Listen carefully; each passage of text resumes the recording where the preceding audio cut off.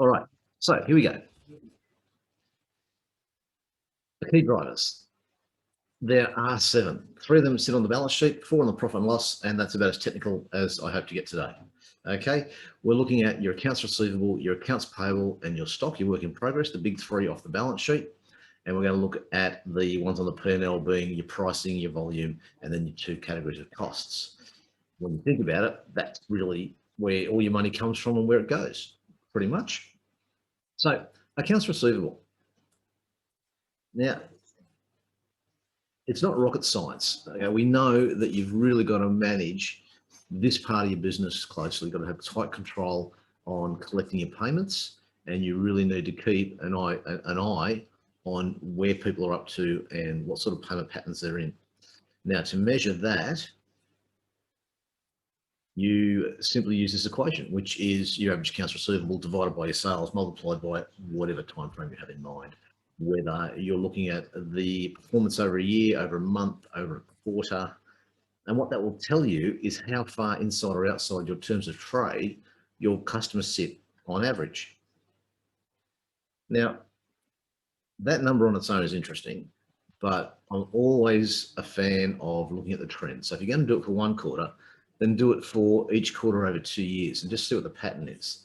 Is the performance improving? Is it not improving? Is it simply static? Think about your cash flow at the time, and then from there, you can make some decisions with the actual data on hand. Now, the reason obviously this is key is that if you're running with some sort of cash flow product like an overdraft or debtor finance or factoring or invoice finance or import finance lines of credit, the longer it takes people to pay you, the more it costs. Okay? And that, if you can reduce the amount of time that the money is sitting out there, then obviously you reduce the cost, which gives you more money to do more things, which gives you more money to do more things, which is the whole point of the exercise. Now, just one point that I've got in the middle of the slide about the fact that a good customer is one who pays on time. Okay, I've had 2 examples in the last few years where clients of mine have had a significant customer, as in they are a major part of their customer base. They run on a low margin, high ticket item. That's what they sell. And these guys are sitting out there in 90 days instead of 30. When we worked out how much that extra 60 days cost, they were making almost no money from the sales. It was purely selling product for cash flow eventually, just to pay the bills, no profit in it. So we come up with a strategy to gradually wean those people off and replace them with clients who paid close to the 30-day terms of trade. Now, in that industry, not entirely possible all the time. Okay, usually they sit around, around the 50 to 60-day mark, but that's better than 90 days. And when you've got that whole client removed and replaced with 5 small ones who pay earlier, you have a couple of benefits. 1, that volume of trade is now profitable. That's a good thing. 2, you've got less client risk. Your concentration is reduced. So if one of them leaves, it's not going to hurt you so much. With the previous situation where we had one big client who was just hanging out there 90+ days, if they left prior to us replacing them, then there's a problem with cash flow, okay, straight up. And then you've got to collect the money they owe you. It's just a nightmare. So we went the other way, replaced them before they replaced us, and managed one of them out of the business and brought the other one back within about 45 days. So there's a dual win there. One, with the guy who we brought back within 45 days, obviously they're now a profitable customer, and we actually had replaced them on the books. So we had double the profit, happy days. But wouldn't have taken that approach if we hadn't have sat down with the client and run the numbers and looked at where the cash flow blockages were, where was the money being held up. Now, the line I've got at the bottom of the slide there is the fundamental thesis for today's talk. You're not a bank, okay? Stop acting like one. Don't fund your customers' operations, right? You're here to fund your operations, okay? So here's the exercise. Now, right at the end of these slides, there's 2 things. One, there's a set of financials from one of my clients who quite graciously agreed to share them. We've obviously de-identified them, but you can use those to work out some of the numbers and just see how it works out. The other thing that's back there is my contact details. If you're watching the recording of this and you've got some questions, shoot me an email, give me a call, send me a text. I will respond. Okay. And we have a conversation about where you're at and how we can make things better in your business. Now, accounts payable, other side of the coin, and that's the money that you owe people. The way to work out where you're sitting there, and let's just come back one sec before we get too carried away. Emotion is important in business. Okay. Like, you know where you're at, like you've got that gut instinct, you know how your cash flow is going, you know what your customers are saying, you know how it's all rolling through. What we're doing here today is giving you the data to back up the decisions that emotion says you should make. So when you're making the decision, you've actually got the information that says it's a good decision, or maybe we should rethink because perhaps what we're thinking is not the truth. So what we're looking at here is how quickly you pay your suppliers. A couple of things with this. The principle is the same, okay? Average accounts payable divided by the purchases, multiplied by the time frame in question. That'll give you a number in days, and that is how many days it takes you on average to pay your suppliers. Now, you know, and I know, in fact, we all know, that you don't want to string them out too long or they'll stop supplying you and start legal action, and that's no fun. You also know that don't pay sooner than you have to. All right, let's go back one page. You're not a bank. Okay, don't fund their operation, fund your operation. Find that sweet spot where your supply lines aren't threatened, but you're still maximizing the value of that money in the bank for you before you pay them. All right, that's what we're talking about. And again, we can work out ways of doing that for you. That's not too hard at all. All right. Now, as we just said, there's your two dramas with accounts payable. Make sure you got the data before you start making decisions around this area, because it can go sideways for you very quickly. All right. Now, it's all about cash reserves, guys. All about your cash reserves. And again, we've got some numbers at the back. Work out what the payable days are across 3 years. Now, one thing I was going to mention before is that if you're going for if you're seeking finance for your business, particularly working capital finance, it would be a very good idea to start working these ratios out before you speak to your finance broker or your bank. Now, I recommend you go to a finance broker because they'll have more options and they'll have a more direct line into credit and they'll get mucked around a bit less. Okay, that's been my experience over 15 odd years. It's just the way it works. But run these numbers so that you know them before you sit down and talk money. So you understand where your business is at before they start asking questions that might leave you floundering. Okay. Now, stock work in progress. We're going to spend a couple of minutes here. Stock and work in progress can be an absolute black hole. You can wind up with an awful lot of money tied up in this area of your business. Now, there's a ratio there to work out how quickly you turn your stock over. And that number, honestly, there is no set number. It is different for every business. Okay. But work out yours and look at the trend, because again, the trend is king with this. Look at what's happening over time and figure out what was going on when the numbers seem to climb. And it may just be that you're increasing stock levels to allow for a big sale or some seasonal demand. Okay, it may be you're running stock down because you had old stock and you want to flick it. Let's talk about old stock for a moment. Now, we look at that time frame there. Okay, that 365. Before I went to uni and started in banking and down this merry consulting road that I'm driving now, I actually worked in a spare parts shop, had a workshop, did Renault and Peugeot, and the only franchise in Australia that didn't sell cars, actually. Bit of trivia for you. But one thing about that business is that we had an area, mezzanine level down the back above the workshop, we called the mortuary, because that's where the dead stock lived. And that was stuff for cars that no longer made or no longer imported into Australia, or the parts were no longer made. You simply couldn't get them, even though the cars were still rolling around on the road. You just couldn't get hold of them. A lot of that stock, though, was there because we'd overbought in years previous. Hadn't seen the change in imports, simply had misread the signals and wound up with stuff that nobody wanted. About 10 grand's worth back in the day. And back then, that was a chunk of change, I can tell you. 10K, that was like, what was that? 2 weeks, something close to 2 weeks turnover. Actually more than that. That would have been 3 weeks turnover. For the business, that's a lot of money. A lot of money. We're talking gross turnover. So we were very focused on shifting that whenever we could. and selling at a current price, not using our usual markup on what we paid for it 10 years ago. So a very profitable part of the business when we sold something, but very slow moving. And that is a trap you can fall into if you're running a retail or a wholesale operation and you're servicing an industry where the model lines change, where you're importing equipment and you've got parts for that. Just be careful you don't get caught holding stuff that nobody needs anymore. Right? Keep a very close eye on it. And this will help you show when your stock days are sliding out, you should start thinking about, well, okay, what items are turning over slowly and making that number blow out.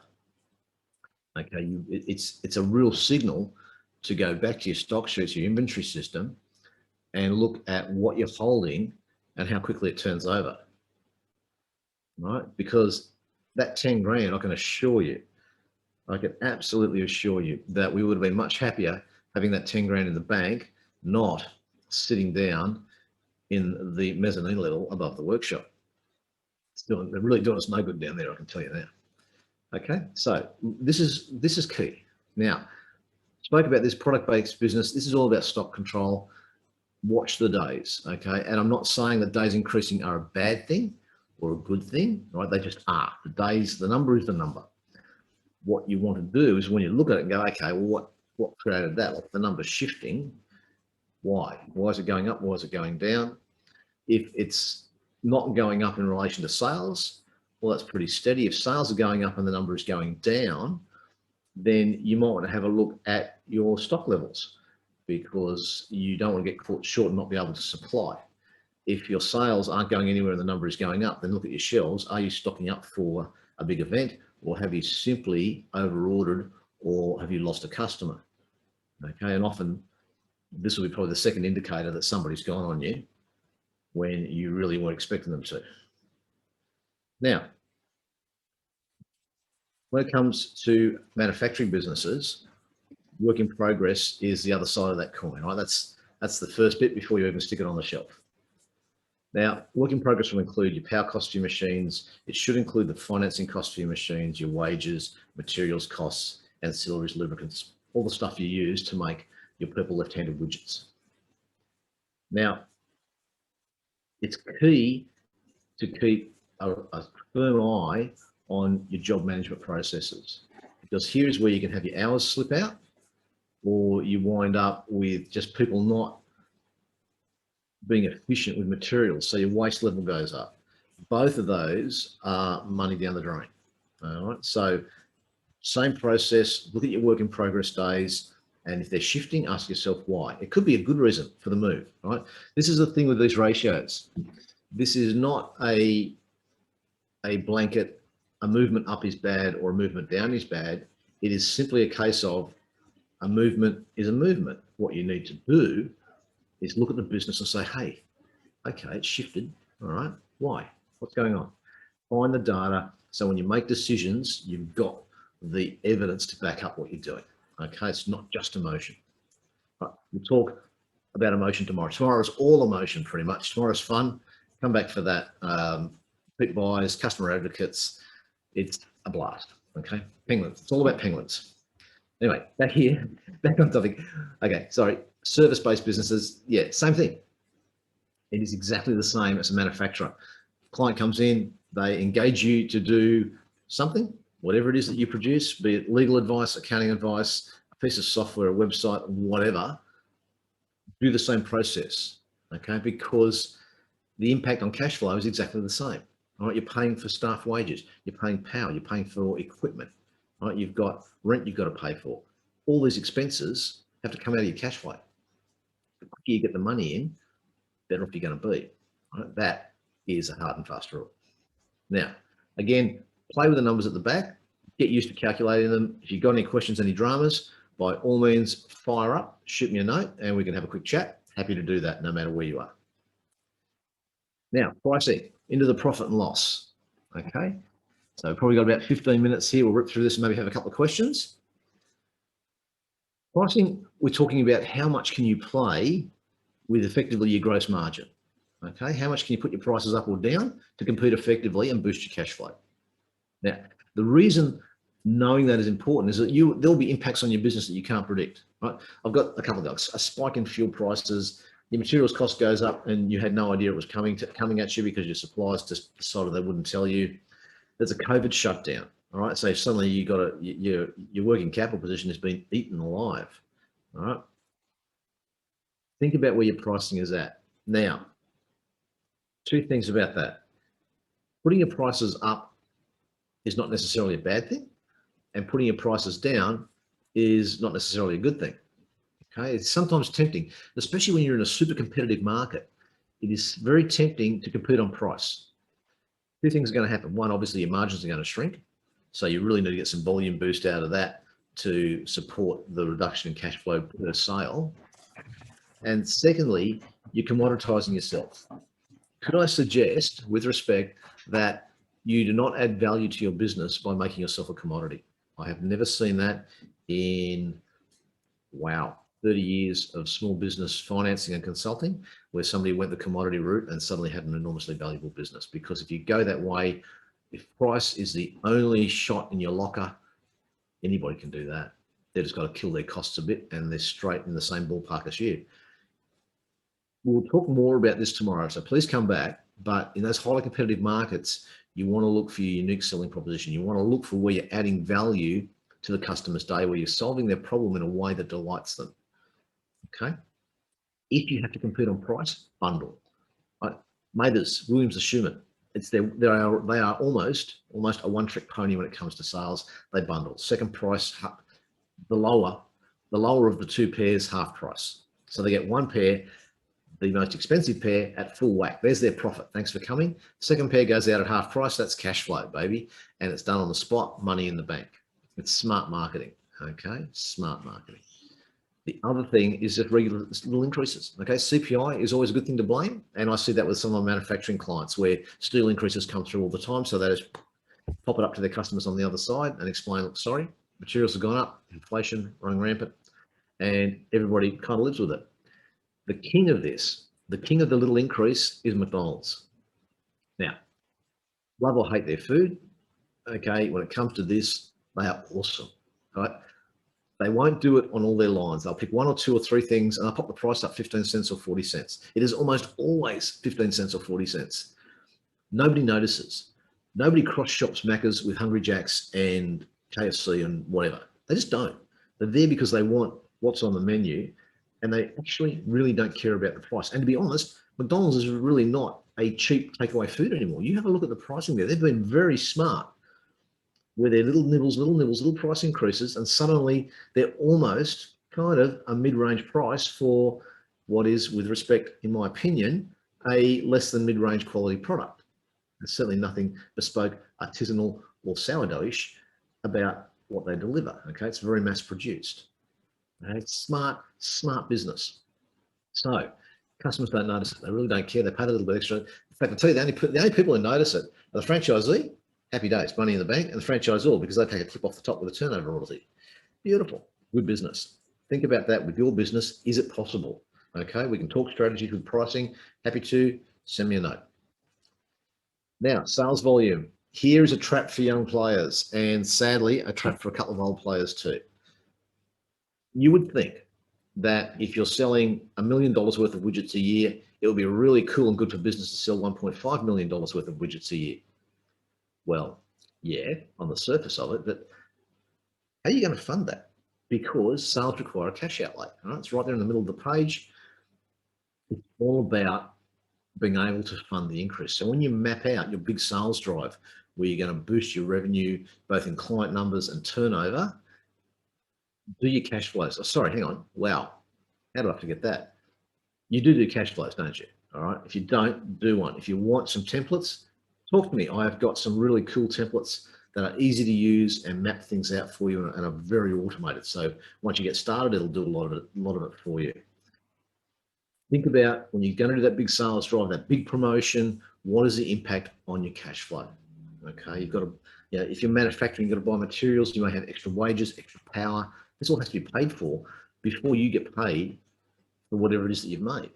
Okay, if you're taking on more clients in a legal firm, you might need more staff, you might need more office space, more IT. That all has to be paid for before the client pay you for the job.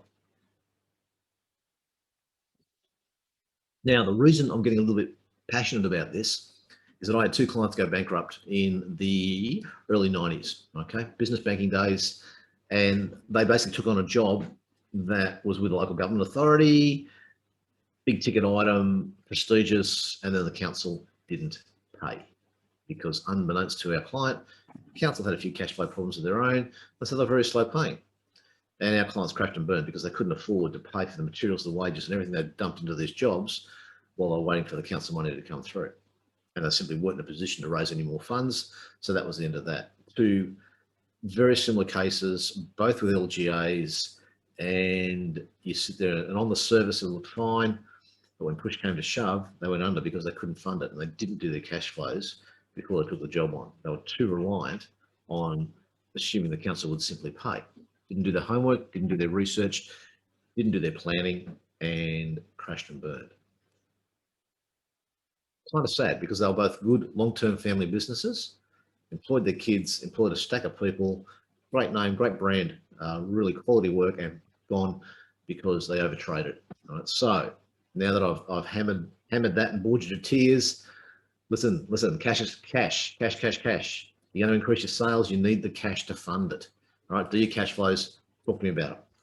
Okay, so this is what we just went through. Service-based business, if you're a service business, even if you're producing SaaS and you want to boost your sales, it's still going to cost you something to do that. Okay, that isn't free. I've worked with a couple of startups who did SaaS, and even when we started punching out big volumes, it still cost us a bit of money to get that done. No big deal in that case. It worked out all right. Subscription paid up front, happy days. But still had to get through that first few weeks, and we mapped it out and we snuck through. Okay, a lot of traditional businesses, it's not that easy. Okay, so when you're focusing on growing your revenue, okay, to boost your cash flow, that in itself is excellent. Okay, very happy, great, wonderful. Don't forget about the cash flow. Okay, have I said that enough? Anyway, you don't want to price us there. Cost of goods sold. And this is part of that conversation when it comes to increasing your sales and boosting where things are at. Now, cost of goods sold is everything associated with actually producing your goods, delivering a service, selling whatever it is you sell in your retail bricks and mortar store or your wholesale operation. Right? It's your direct costs. Okay, and they will vary in line with sales because they're tied to sales. They're tied to what you turn over. Now, with cost of goods sold, if every little change you make there, okay, every little percentage point you can take off your cost of goods sold goes straight to the bottom line. Okay, that's pre-tax profit. Thank you very much, baby. Take the money and run. Okay, because your costs, your other costs, your operating costs, they're pretty much set. Like whether you increase sales or decrease sales, they're pretty set. And whether your cost of goods go up or down, they're pretty set. But you get your cost of goods to go down at the same sales volume, you're making more money. So look at things like buying in bulk, okay? Negotiating with your suppliers for better deals. Okay? The economy at the moment is recovering in a fairly patchy way. I would suggest that it's a good time to talk to your suppliers and to see what sort of deals you can cut. Like reduce waste. I spoke about that earlier with manufacturing. I once had a business which had a young team, great little traditional business.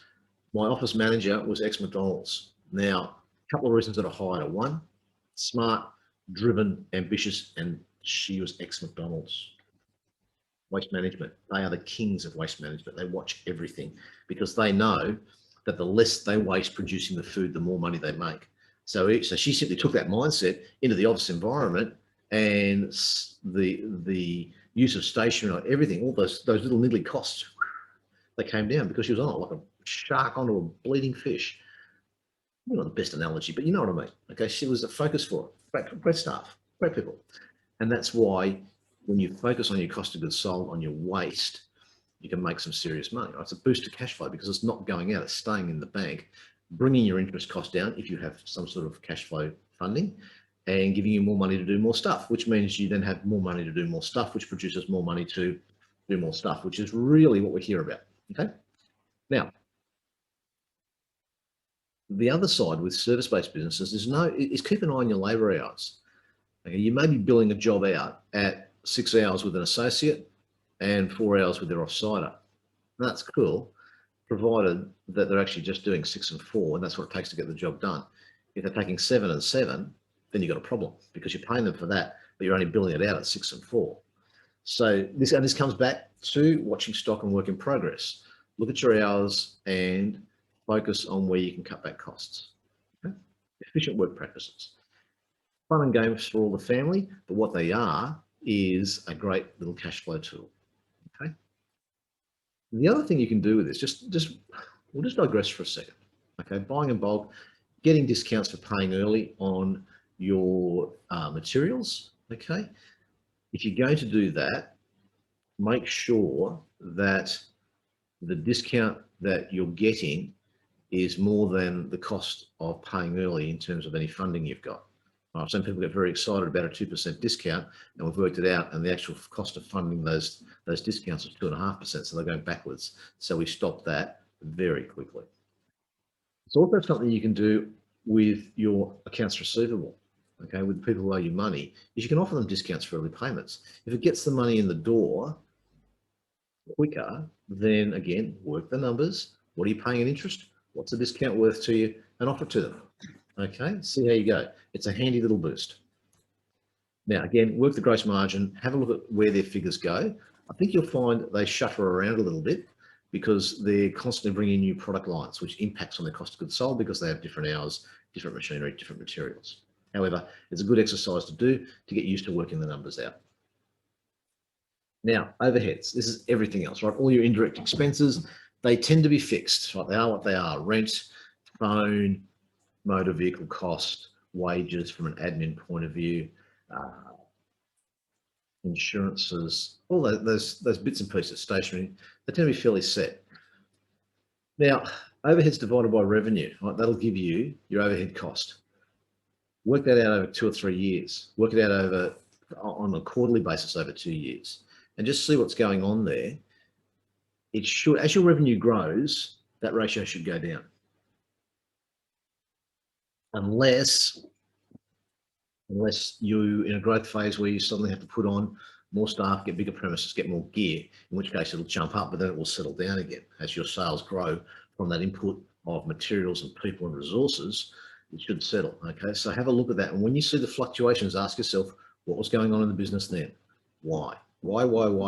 Is it a good thing or a bad thing? If it's a good thing, can we duplicate it? That'd be cool. If it's a bad thing, how do we stop it? How do we modify that? Now, the thing is, if you can drop your overheads down, okay, improves your cash flow, that gives you a competitive advantage because you've got more money to do more stuff. You can run marketing campaigns, take clients off your competitors, okay? It maybe means that you can drop your margins a little bit and go chasing their customers on a short-term basis, okay? Accounts receivable days will make a difference because you get the money in quicker. Your finance costs go down, right? Your finance costs, you should be reviewing those every couple of years. Get a good commercial finance broker, get them to look at what you've got, see what can be done better, okay? Free up some cash to do other stuff, all right? They're just little tips, little tricks that work. They're strategies that we've used for 30 years. They work every day of the week. Now, again, have a look at the last 3 years and think about what was going on when the number fluctuates. Now, with your results, run the numbers, okay? If you want systems to monitor your performance on an ongoing basis, send me a note. I'll give me a call and we'll sit down and do that for you. That's very easy to do, okay? If you want to improve your results, look at what's going on in the business at the time when the results looked a bit skew-if. Okay, what went sideways then? If the results are really cool, excellent. What was going well? What did we do that we want to systemize and put into a process so we can do it again? It's all about duplication, having stuff repeatable. Okay, again, we can run through that, put in place the systems that make sure that your cash flow is maximized. Now, that's what we ran through, okay? Accounts receivable, getting the money in quick as possible. Accounts payable, don't pay before you have to. You're not a bank. Stock and work in progress. Monitor and manage your stock levels. Look at what's going on the shop floor or in the office where you've got hourly rates per job, service type businesses. Pricing, how much room have you got to move with your gross margins? Okay, can you sneak it up a little bit to get a few dollars in? Can you sneak it down a little bit to grab some more market share and boost your cash flow? Sales volume. If we're going to go chasing extra sales, make sure you can afford it, because that is a real trap. Over trading will kill you. Cost of goods sold. Can you do deals to get your materials cheaper? Okay. Can you buy in bulk? What about waste control? Is that something you can put in place there to reduce the cost of production? Okay. Overheads. Again, deals on insurance, deals on power, deals on phones. They're all out there. You just need to ask the question, can you reduce your finance costs? There are a million deals on your finance costs. Surely there are. Ask the question. Now, there's my contact details. Thank you, Business Station and RDA Brisbane, for bringing this, and for AusIndustry, the federal government, who pays for the whole program. This is a really cool program that we've got here with ASBAS.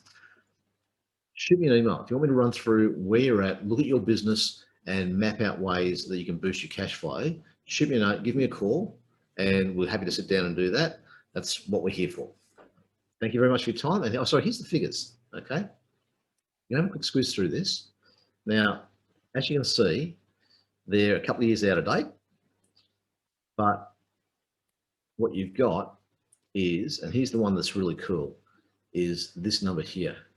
This is basically your net cash. Okay, so if you look at it, you've got big net profit, no cash. Okay, effectively a loss, ton of cash, because they had some big write-offs in there. Okay, when you look at the cost of goods sold, see, look at the growth in turnover, look at the cost of goods sold, look at this one here. See, this is where they started really getting under control. They've gone from 2.1 million to 2.4 million. Cost of goods sold have gone from 1.6 to 1.7. These guys are manufacturers. Okay, they buy steel in, they buy in parts that they then convert and make into other parts. They're very clever, and from a manufacturing base, they are very, very smart. Okay, and have a look at what happened here. And again, you've got net profit and a nice chunk of cash. So they've got it sorted in those last couple of years. Okay, so thank you for sharing. Shoot me a note, give me a phone call. If there's anything you want to run through, I'm more than happy to discuss that. And if you are at all interested in how to do some repeat business, bring customers back, have a free marketing team, your customers going out talking about how wonderful you are, all right, the whole penguin in a duck pond scenario, it is an experience. Come back tomorrow, same bat time, same bat channel, and we'll go through everything customer advocate. Cheers.